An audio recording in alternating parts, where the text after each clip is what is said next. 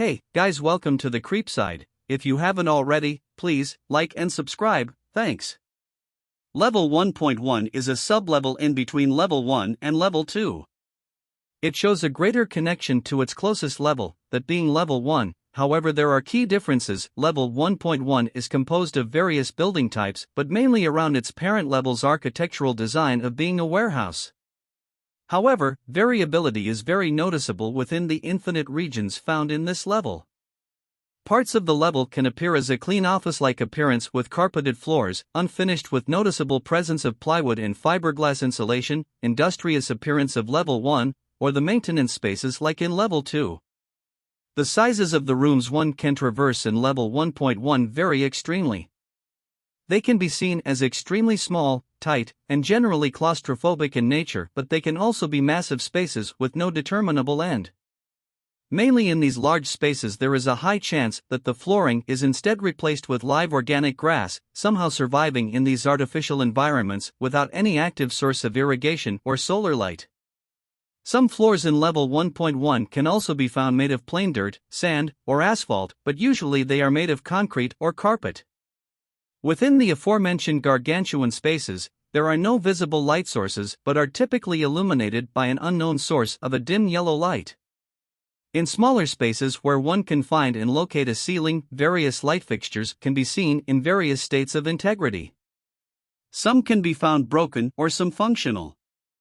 Some lights are permanently broken. Resources like Level 1, resources and supplies can be found and used in this sublevel. The problem is, most of these resources are either laced with poisons, including liquid pain, and food items are typically expired or stale. It is still possible to find useful resources, however you will have better luck finding them in Level 1 instead of here. Like in a warehouse, various crates, boxes, and storage containers can be found filled to the brim with textiles, food, appliances, devices, and rarely even weaponry of various kinds. A source of electricity is pleasant and many types of electrical outlets can be found. Corridors full of self-storage units are also present throughout the level and lead to singular rooms filled with supplies, or sometimes leading to more doors and parts of the sublevel. Anomaly: the chance of one stumbling upon an entity is very slim, and entities can only find themselves in dark spots of this sublevel. An alternation cycle is present throughout the regions of the level where all some functional lights turn on and some turn off. In the darkness, one will be put under risk of being attacked by entities that can be found across the backrooms.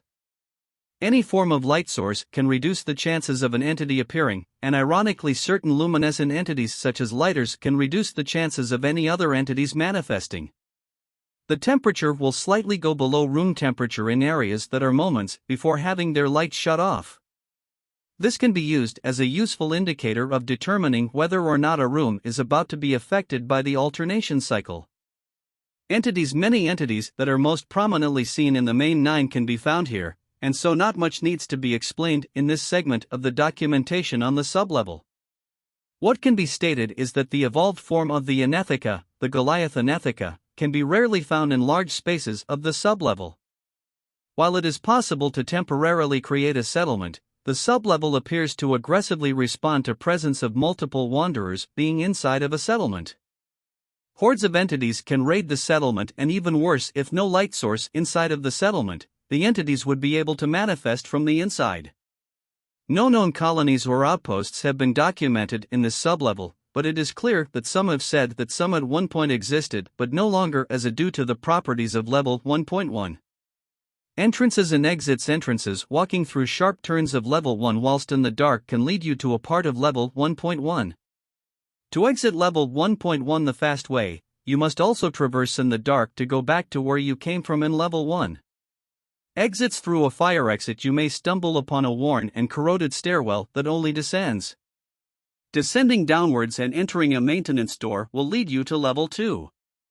The safer albeit longer way to return back to Level 1 is to find a metal push door, which already has a chance of instead leading to another room instead. A damp and soaked staircase may lead gradually transition into Level -2 the more a wanderer goes down the staircase.